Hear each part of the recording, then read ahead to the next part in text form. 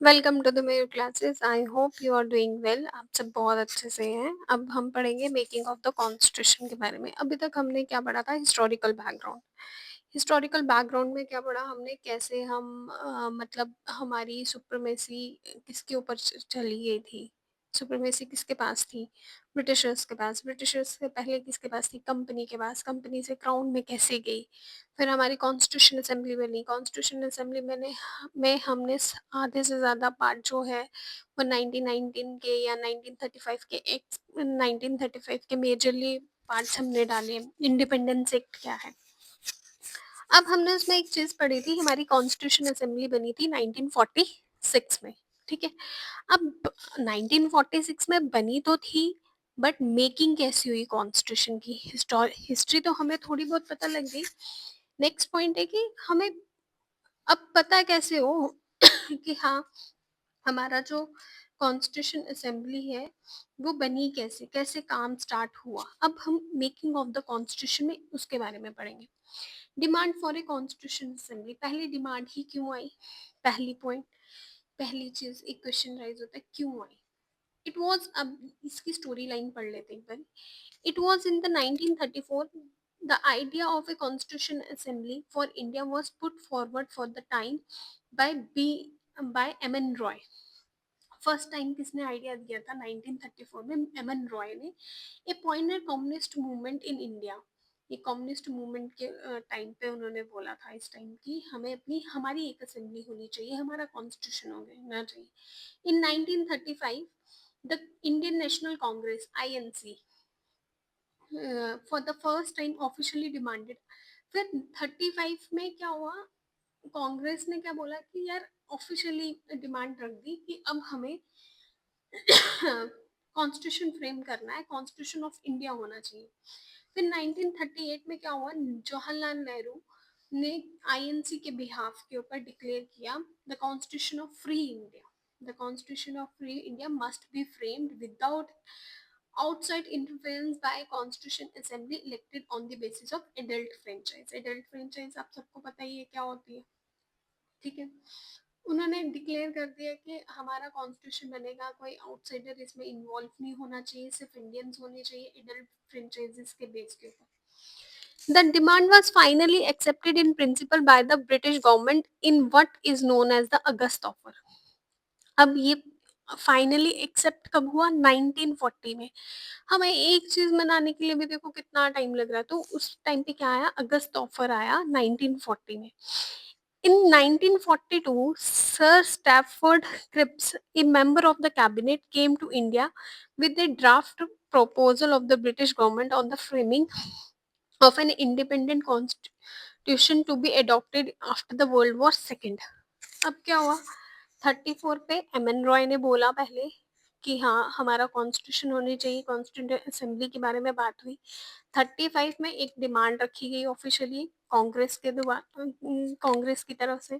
फिर 38 में नेहरू जी ने, जवाहरलाल नेहरू जी की तरफ से एक फ्रेम उन्होंने ऑफिशियली बोल दिया कि फ्री इंडिया के एक कॉन्स्टिट्यूशन होना चाहिए जिसमें आउटसाइडर्स का कोई भी इंटरफेरेंस नहीं होगा, और जो कॉन्स्टिट्यूशन असेंबली किसके बेसिस पे इलेक्ट होगी? ऑन द बेसिस ऑफ अडेट फ्रेंचाइज। फिर उसके बाद क्या हुआ कि ये जो एक्सेप्ट कब हुआ? 1940 में। फिर 1942 में सर स्टैमफोर्ड आए इंडिया और उन्होंने बोला कि जो कॉन्स्टिट्यूशन असेंबली है ये कब अडॉप्ट होगी? After the world war of second. The Cripps proposal were rejected by the Muslim League. अच्छा, उस टाइम पे भी मतलब मुस्लिम लीग बन चुकी थी। मुस्लिम लीग ने बोला कि हम इस चीज को रिजेक्ट कर देते हैं। Which wanted India to be divided into two autonomous states with two separate constituent assemblies. अब वो चाहते थे कि हमारी दो ऑटोनोमस स्टेट्स बने, एक इंडिया एंड पाकिस्तान, और उसके बेसिस के ऊपर दो सेपरेट कॉन्स्टिट्यूंट असेंबलीज बने। फिर cabinet mission was sent to India. फिर क्या हुआ भाई? रिजेक्ट तो हो गया था। Constitution assembly put forth scheme for the constitution assembly which more or less satisfied the Muslim League. अब जो इनका आइडिया था रिजेक्ट होने का, फिर आगे इनको रखने का, उससे थोड़ा बहुत क्या चेंज हुआ कि कहीं ना कहीं मुस्लिम लीग एग्री हो गई कॉन्स्टिट्यूशन असेंबली के लिए। अब इसमें कॉम्पोजिशन क्या क्या है, composition of the constitution assembly. ये कॉन्स्टिट्यूशन असेंबली कॉन्स्टिट्यूट कब हुई, November 1946 under the scheme formulated by cabinet mission plan. अब फीचर्स क्या थे, the the tot the total strength of the constitution assembly was to be 389। अब strength कितनी की बनी, 389 की। ऑफ दीज 296 किसकी अलॉट थी, ब्रिटिश इंडिया को। 93 स्टेट्स सीट्स किसकी थी, प्रिंसली स्टेट्स की। 290 सीट्स 96 सीट्स किसकी अलॉटेड थी, ब्रिटिश इंडिया। फिर उनमें से 292 मेंबर्स जो थे वो ड्रॉन फ्रॉम 11 गवर्नर्स। 11 गवर्नर्स कहाँ से, प्रोविंसेस से, और 4 चीफ कमिश्नर्स का and 4 from the 4 chief commissioner से आए, 1 फ्रॉम ईच, हर एक से एक एक है। Each province and princely states or group of states in small states were to be allotted seats in proportion to their respective population। अब seats कैसे allot हुई, जैसे जैसे पॉपुलेशन है, आज भी यूपी में सबसे ज्यादा सीट्स हैं। क्यों है, क्योंकि वहाँ की पॉपुलेशन ज्यादा है, ठीक है। रफली 1 seat was to be allotted for every million population. मतलब एक रफली आइडिया ले लेते हैं कि 1 मिलियन की जहाँ पे पॉपुलेशन होगी वहां पे एक सीट होगी। सीट्स एलोकेटेड, अब थर्ड पॉइंट क्या है, seats allocated to each British provinces were to be divided among all the 3 principal communities. 3 communities में डिवाइड होगी, Muslim, Sikh and general, except Muslims and Sikhs, और उसमें नहीं होगी, in proportion of their population. Communal award लाया था ना इन्होंने।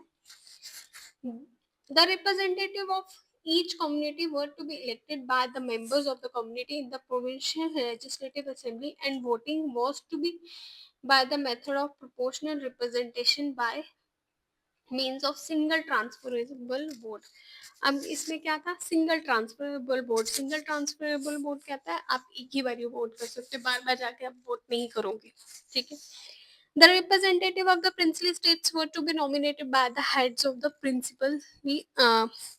Princely states. जो हेड होंगे उनके रिप्रेजेंटेटिव्स, वहां से ही जो नाम वो रिप्रेजेंट करेंगे वहीं से वो उनको प्रेजेंट किया जाएगा। It is thus clear that the Constitution Assembly was to be partly elected and partly nominated body। partly elect है, partly nominated है। nominated कहाँ से आएगी, princely state से। Moreover, the members were to be indirectly elected by the members of the provincial assembly, who themselves elected in only a limited franchise। limited franchise के through जो होंगे उनके through होगा, और कुछ डायरेक्टली कुछ इनडायरेक्टली भी थे। The constitution assembly, the election of the constitution assembly कब हुई, for 296 seats allotted to be the British Indian provinces. 296 seats पड़ा, वर हेल्ड इन जुलाई अगस्त। अब ये कब हुई, जुलाई और अगस्त में। अब इंडियन नेशनल कांग्रेस को उस टाइम पे कितनी सीट्स मिली थी, 208। मुस्लिम लीग को 73। स्मॉल ग्रुप्स और independent got remaining 15 seats. However, the 93 seats to be allotted to the princely states were not filled, as they decided to stay away from the constituent assembly। उनको लगा कि हमें इनसे दूर रहना चाहिए, इस constitution assembly। Although constitution assembly was not directly by the people of India on the basis of adult franchise। अब directly तो elect नहीं हुई इंडिया के adult franchises के द्वारा। The assembly comprised representative of all sections, Indian society, Hindu, Muslim, Sikhs, Parsi, Anglo-Indians, Christians, HC, HTs, including women of all these sections। The assembly included all important personalities of India at that time, with the expectations of, exception किसकी थी, sorry expectations नहीं थी, exception of Mahatma Gandhi. वो कभी भी elections में नहीं आए। ये था हमारा making of the Indian constitution. I hope आप लोगों को समझ आई होगी।